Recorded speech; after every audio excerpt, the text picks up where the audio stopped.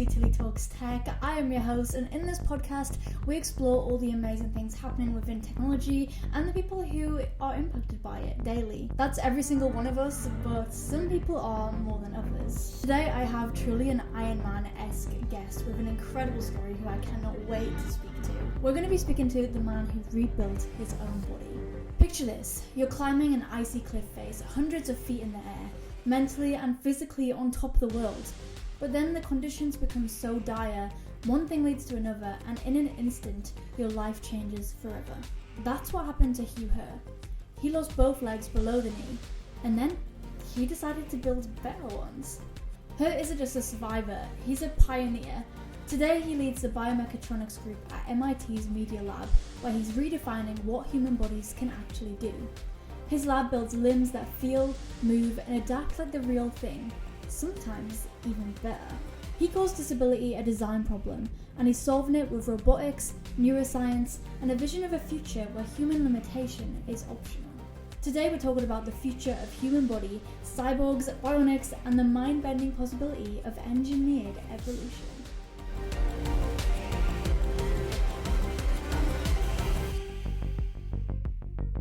Hello Hugh, and welcome to the podcast. Welcome to Tilly Talks Tech. Thank you so much for agreeing to talk to me. I'm super excited for this episode. Obviously, when we were coming up with the guests to interview, I was working with Sammy, who I know you know quite well, and she was like, okay, you have to get Hugh on there. You were like one of the first names she pulled up. You've just done so much in your time, and you have a remarkable story in your own right. As of now, you're a bioengineer, biophysicist, climber, inventor, but like that's not always been super smooth sailing. And I was wondering if, for the people who don't know your story, if you could tell us where this whole journey started and how you became an amputee, really. Let's start there. Sure, it's a bit of a long story, but I'll try to be concise. I started mountain climbing at a young age of 7, and by the time I was 11, 12, 13, I was labeled as a child prodigy in the climbing world. And when I was 15, 16, 17, I was the top, 5 climbers in the United States. Damn. During my 17th year, I went with a buddy to ice climb up Mount Washington in Huntington's Ravine. And what we intended to be a single day turned into nearly 4 days. We were struck by a vicious blizzard and descended in whiteout conditions to a place called the Great Gulf, where we were to spend a few days trying to get out to a roadway and civilization. The conditions were very extreme. The average depth of snow was to the waist. Sometimes it came to the chest. Really, really extreme bushwhacking. We made it within a few miles of a roadway, but could no longer walk because of severe frostbite. We also had hypothermia. A snowshoer and skier came upon our footprints and followed them to our cave, and we were rescued and treated for hypothermia and frostbite at Littleton Hospital in New Hampshire. So after months of effort, my medical team gave up the fight to save my biological limbs, and they were amputated just below my knees. And what was going through your mind at that time? I can't imagine being in that situation. And were you ever thinking like that would be the result, the consequence, that you would need to have amputations? Yeah, early on, I had no comprehension, and I was hoping that my legs would recover. But after a month or two in the hospital, it was very clear that my legs would never be functional again as they were in their full biological state. At a certain point, psychologically, emotionally, I gave up the fight and actually requested that my lower legs be amputated.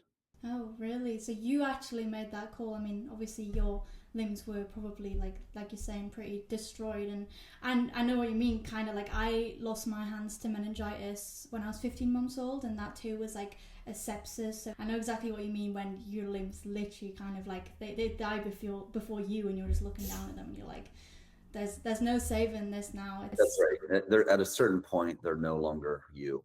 You're no longer embodied.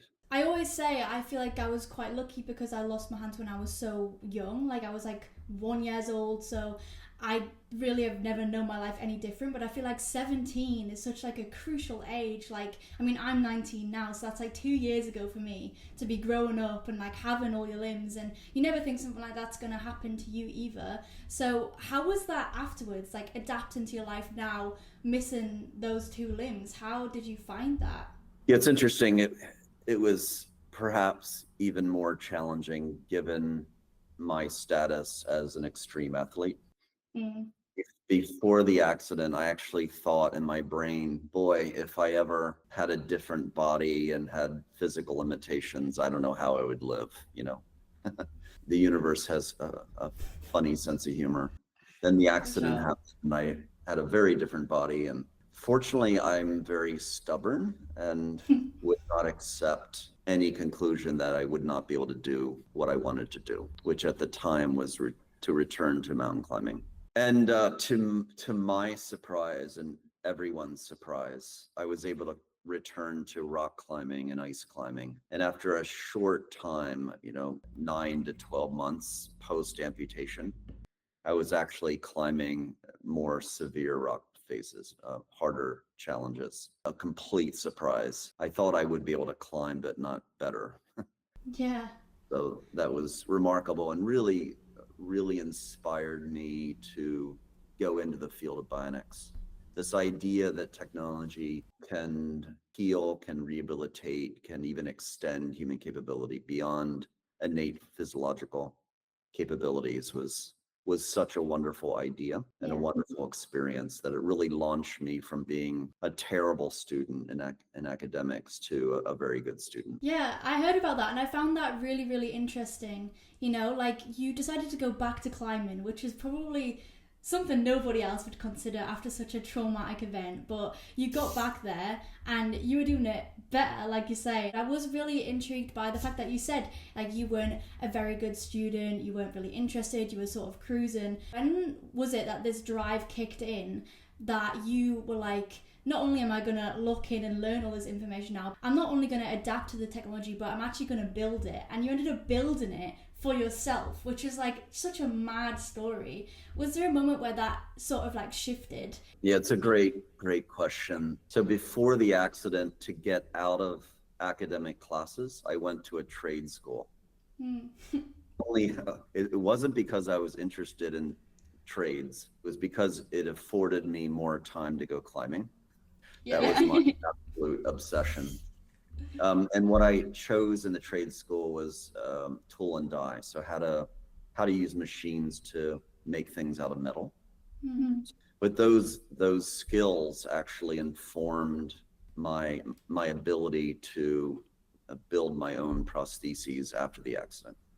So initially, without any formal engineering, but with some fabrication skills, as I mentioned, I developed very simple prostheses. Even those simple designs that enable me to climb at a really advanced level. So I developed feet that were like the length of a baby foot, where I could stand on small rock edges the width of a coin. I developed spike feet that go into ice. I adjusted my height so I could be much taller or shorter than I was biologically. So I could Whoa. reach handholds or get crunched up and more easily go through awkward climbing maneuvers. My legs were much lighter than flesh and bone. So given I had the same strength in my arms, I could do more pull-ups. So I was actually stronger with this new body. So because of that example, I became inspired and I imagined a future where technology is so advanced that across all physicality, persons with amputation would be augmented. That's what drove me into the classroom again. Said, okay, so I need to learn math and chemistry and physics and engineering to be in a position to design these visions that I was imagining on the future of tech. Yeah, that's super, super interesting. And it's mad that it all stemmed from you being brave enough to like go back out there and start climbing. Like you said, when you had to get amputated, you're thinking like you're doomed, like you're used to your body. How are you gonna adapt to this new body now? And you think climbing a mountain is gonna be a really difficult feat. So I like really applaud you for the bravery of going back out there, doing it, and then in doing that and taking that step, you discovered that actually it could be even better. And that is something I feel like is going to be a massive theme in the future. I mean, we already see it like in the Paralympics and things like that. The legs getting better and better to increase speed. You found a way to actually become lighter and stronger. Brings me to talk about what you're doing today, because you're leading this wave of technology and building at MIT, which is obviously such a distinguished university. What's the core mission of the Biomechatronics group there? Like, what is your drive and passion? What are you all trying to achieve? We're building systems to achieve two goals. One is a person with an unusual body like you and I will have these extraordinary technologies to achieve our physical goals. And the second goal is a person with a normal, usual body will also be augmented. So those are two kind of dimensions of our work. We're building interfaces in the lab, and there's three interfaces. One is mechanical. So there we're trying to understand how to attach a device like a prosthesis or any wearable robotic device to the body mechanically, so it's healthy and comfortable. So we're looking at invasive and non-invasive strategies. We're exploring osseointegration, where typically a titanium shaft goes through the skin membrane into residual bone, and then the bone grows into the titanium, and then that serves as an attachment point for the prosthesis mechanically. We're also developing new digital pipelines to develop non-invasive interfaces, like, for example, the socket or the interface between the orthosis brace and the body. So the second interface in the lab is connecting the brain to the mechatronics. So our goal is to connect the peripheral nervous system, muscle and nerves, to mechatronics, so a person can think and have agency or volition over their mechatronic body part, and also to feel the mechatronic body part as a natural percept, like touch or like proprioception, where you feel the position of your joints.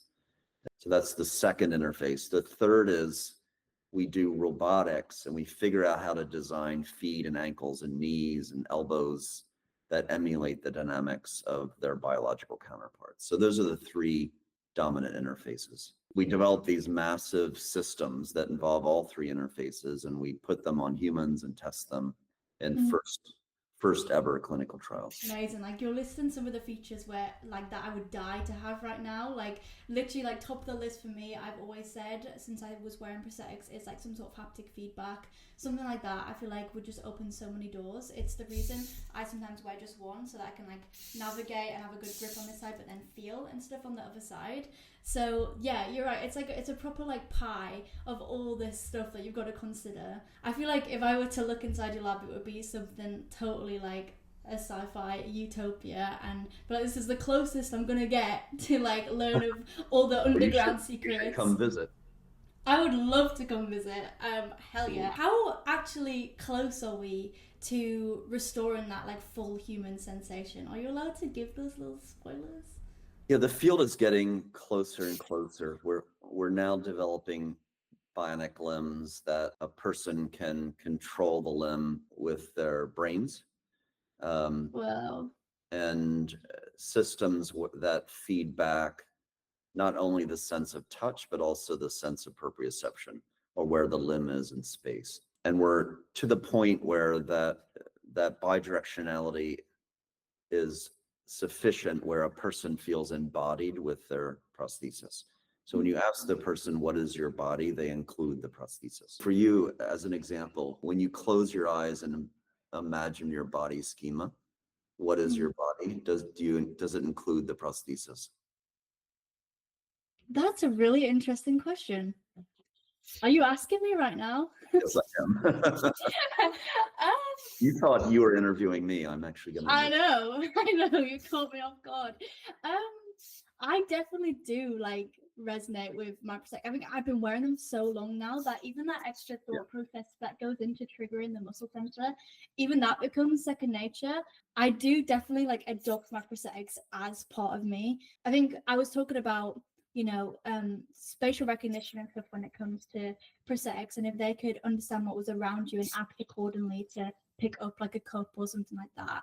I was saying, I think that would be really cool. I'd be really down for that. Whereas I was speaking to some other people who were really against it because it felt like their hand was making the choice and being kind of sentient and not actually them.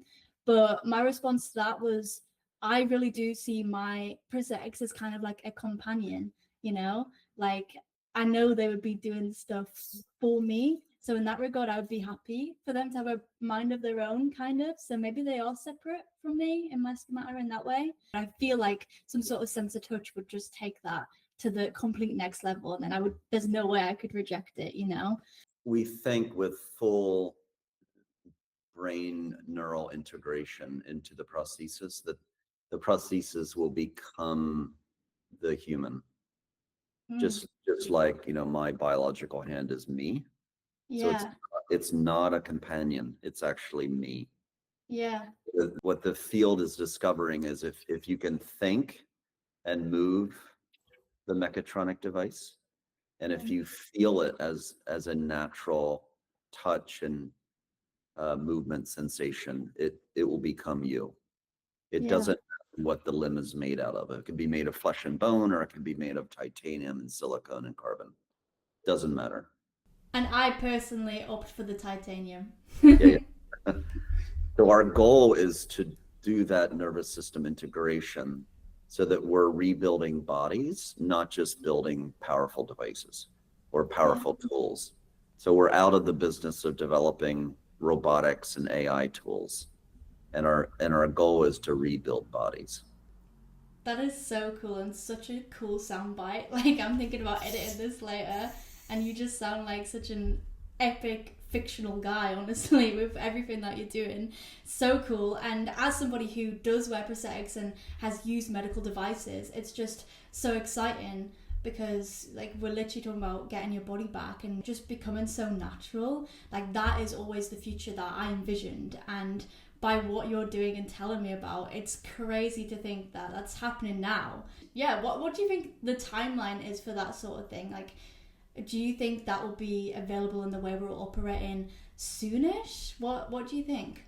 So embodiment is a spectrum. You can have a minimum level embodiment and then really a deep level embodiment that I have, for example, with my hand. So as we march into this 21st century, the level of embodiment will get higher and higher and higher. So we're very close, probably within 5 years, to a level of efferent control or volitional control that's much better than what you have now within your device.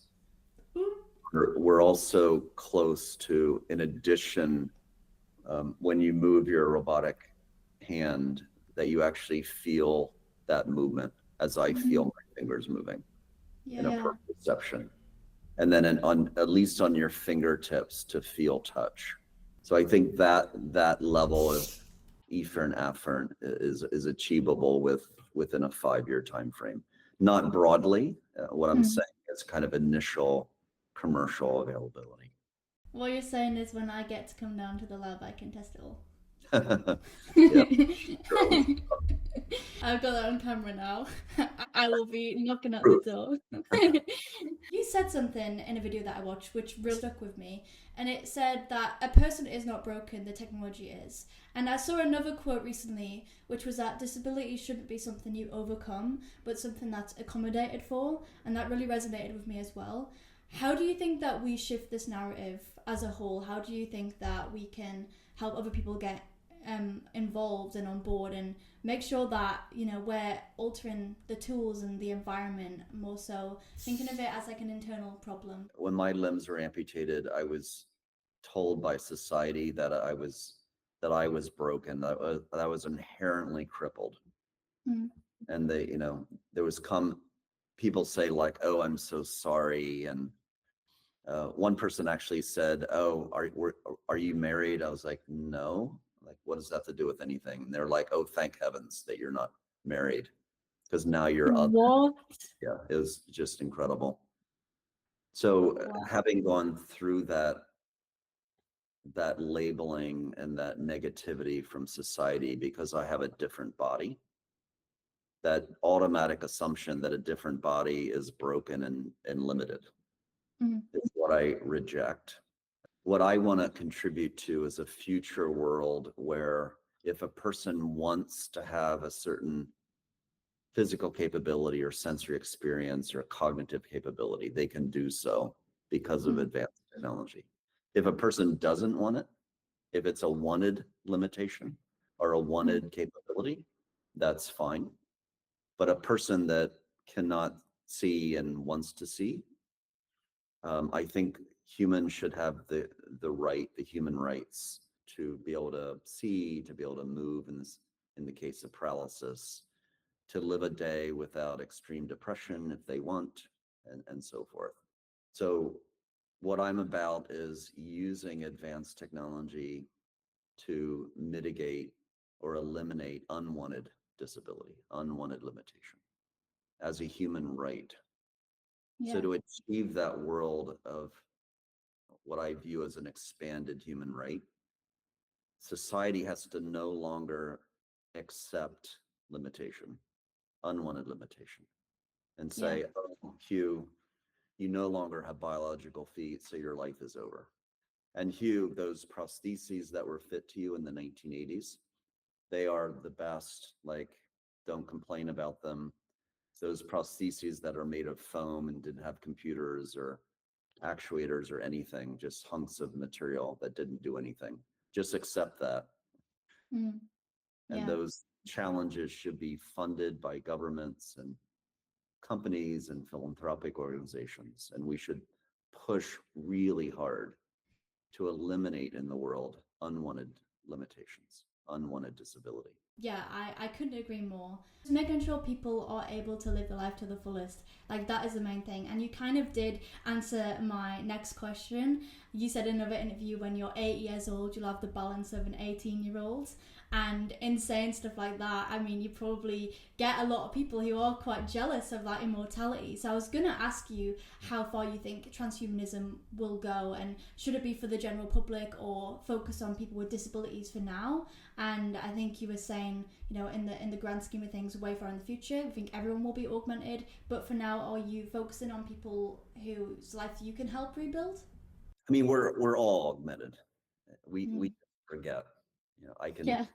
I can get in this machine called an airplane and fly across the ocean and visit you. That's just extraordinary. I have Yeah. a smartphone that's a memory, and I have artificial intelligence, gives me extraordinary brain power. Right? So we're already profoundly augmented. Mm. But we just forget because it's part of the landscape that we've grown into. You know, if you and I were transported into the future 50 years, we would be shocked at the level of augmentation. But those species or humans or whatever they are in 50 years, they would be like, do you think we'll ever have human augmentation? The same question. We have a decision to make as a society. I hope augmentation continues to happen. Mhm. I hope our very bodies become these palettes of creativity where we can transform our brains and our sensory experience and our physicality in all kinds of interesting ways. And that if we get it right, we will give humanity the tools that will expand who we are, that will expand human diversity and not reduce diversity and not reduce choice and individual freedoms. So that's the fork in the road. We can use technologies to collapse human diversity, to make human beauty and intelligence even more narrow than they are today, or we can dramatically expand human beauty, human intelligence, and so on with technology. So that's a critical forking. Yeah. I think we'll get it right, but we need to push against approaches that will collapse human diversity. For example, if you give future parents the choice to design their future baby, that Mhm. would probably be horrific. Yeah. To have a very narrow view of what beauty is and what intelligence is. My wish is that when you walk down the streets of New York City or Paris or London in the future, you will see such remarkable diversity in human bodies and how perception works and cognition works that we can't even conceive it today. That's my wish. Yeah. Gosh, it's literally so interesting hearing you speak. Like, you speak in such a like intricate manner, and it just hits every nail on the head, and it genuinely gets you really excited. Like, I'm so excited for the future, and I'm so glad that there's people like you behind it who are building it, and are building it with such care as well, and thought for these things. It's been so fun talking to you, and I'm gonna let you go and live the rest of your day and not take any more of your time, but I do just have one more quick fire question for you. Are you ready? I'm ready. Okay, describe your vision for the future of human augmentation in 3 words. 3 words. Only 3. I can do it in 4. Okay, let's do 4. I'll let you off. The end of unwanted disability. Sick. Perfect. Thank you so much, Hugh. It's been amazing chatting to you. And for anybody who wants to keep following your journey and your work, where can we find you? Do you have anything you want to plug? I co-direct the Kaylee Yang Center for Bionics at MIT. That's one of the incredible entity that's helping to push humanity into the future. Perfect. And other than that, you're a mysterious man. Thank you so much, Hugh. Thanks for chatting to me, and hopefully I'll get there in person one day and test all this cool stuff for real. Wonderful. Bye. No.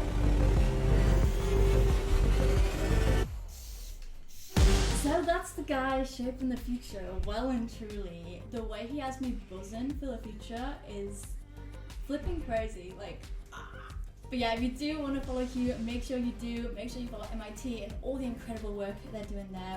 That was an epic episode, and I hope it gives you a little, vision of what the future might look like. A little food for thought, if you will. Thank you so much for listening to this episode of Tilly Talks Tech. If you did enjoy it, make sure to give it a like, subscribe, share it with your friend. Let me know who else you want me to get on this podcast.